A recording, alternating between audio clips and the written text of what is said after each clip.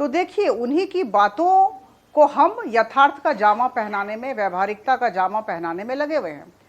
सरकार के पास संवैधानिक संशोधन के लिए संख्या नहीं है, मैं मानती हूं। यही तो काबिले तारीफ है कि सरकार सबकी सहमति से यह करना चाहती है, सबके सहयोग से करना चाहती है और सबसे अनुनय विनय कर रही है कि आप आए। और जहां तक महिलाओं का सवाल है, 50% लोक संख्या है, इस 50% लोक संख्या के साथ खड़े हो जाएं। आपको ज्ञात है कि आदरणीय प्रधानमंत्री जी ने एक चिट्ठी भी लिखी है विरोधी दल के नेताओं को और आग्रह किया है कि हर एक विरोधी दल, करीबन 42 विभिन्न पार्टियां हैं, 42 राजनीतिक दल लोकसभा में हैं। अब राजता जी, राजनीति इतनी सीधी सीधी चलती नहीं और ना होती है, ये आप भी जानती हैं, मैं भी जानती हूँ, सहमति व्यक्त करें।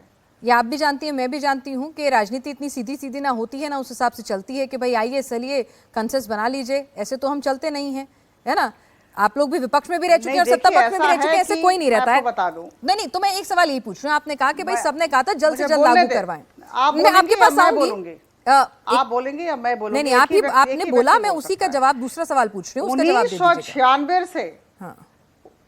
1996 से लेकर 2023 तक 27 वर्ष गुजर गए और हम महिला आरक्षण के विषय में लिप सर्विस करते रहे, लेकिन कोई भी सरकार इसे करा नहीं पाई।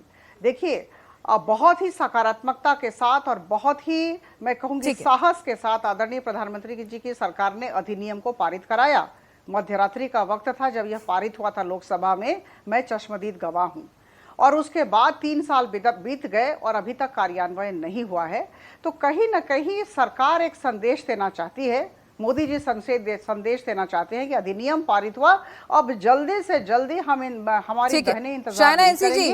भाई सरकार की नीयत तो बहुत साफ है और बहुत पाक साफ है। वो कह रहे हैं कि भाई वो तो पारित उन्होंने करवाया, सब लोग लिप सर्विस कर रहे थे, और अब जब वो कह रहे हैं तब सबने कहा था जल्दी लागू करो, जल्दी लागू करो। अब जब वो लागू कर रहे हैं तो आप लोगों में से किसी को पसंद नहीं आ रहा। ये कैसे डबल स्टैंडर्ड है? देखिए, सर्वप्रथम 27 साल हम रुके हैं। 27 साल एक बहुत लंबा समय है और उस दृष्टि से अभिनंदन प्रधानमंत्री जी को, क्योंकि उन्होंने राजनीतिक इच्छा शक्ति दिखाई। जहां महिला आज शिक्षित, सुरक्षित, आत्मनिर्भर है, वहां मौका का इंतज़ार था और वो मौका मिला है। तो जो लोग डिलिमिटेशन सेंसस की बात करें, प्लीज़ कृपया एक बार अलग से समझ लीजिए कि 2011 के सेंसस का इस्तेमाल किया जाएगा और महिलाओं को जहां 816 सीट्स में से 273 सीट्स पे महिला को लड़ने का चांस मिल रहा है, ये ऐतिहासिक है। तो सर्वप्रथम महिलाओं को महिला का समर्थन करना चाहिए और राजनीतिक पार्टीज़ का समर्थन करना चाहिए, क्योंकि प्रधानमंत्री जी ने जब ये निर्णय लिया, क्यों लिया? हाल ही में आपने देखा होगा कि 1950s में सिर्फ 22 मेंबर्स ऑफ पार्लियामेंट महिला थे। फिर आज अब 2026 में देखें 74, 78, 82 के ऊपर कभी गया ही नहीं है। 13 से 14%। असेंबलीज़ की बात करें तो 9 से 10% है रिप्रेजेंटेशन। जो हमें हमारी आवाज़ बुलंद करनी है तो शुरुआत कब होती है? जब मौका मिलता है। और हमें टोकन्स नहीं चाहिए कि 5 सीट, 10 सीट, 15 सीट मिले हैं। वो 5 सीट, 10 सीट से क्या होगा? आपको परिवर्तन लाना है तो आपको तादाद चाहिए कि 50% of the electorate is women, and that's why we must be given that right, and right with a proper procedure, जहां डिसीजन मेकिंग में हेल्थ केयर हो, एजुकेशन। आज आप पंचायत राज को देखिए, 14 लाख महिला कितनी सशक्त है। कितने सारे पंचायत में 33% छोड़िए 50% तक पहुंच गए हैं महिला, और ये एक एग्जाम्पल है। तो जो आप सिर्फ वेट एंड वॉच आपकी राजनीति के लिए, आपके पुरुष प्रधान मानसिकता, जहां आपको लगता है कि आपका पूरा कंस्टिट्यूंसी जा रहा है, इसलिए आपको नहीं करना है, तो बहुत अफसोस होता है। नहीं, ये करना नहीं है, ये कोई पार्टी नहीं कह रही है। यहाँ पे समाजवादी पार्टी से नाहिद लारी खान भी हमारे साथ जुड़ी हुई हैं।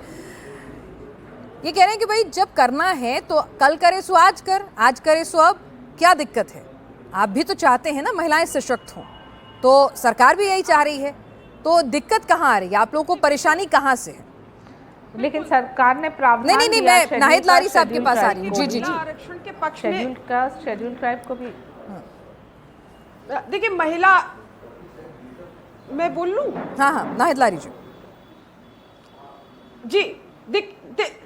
महिला आरक्षण के पक्ष में सभी पार्टियां हैं, लेकिन आप ये देखें कि आज से 30 महीने पहले यानी कि लोकसभा चुनाव से पहले महिला आरक्षण बिल सर्वसम्मति से पारित हुआ।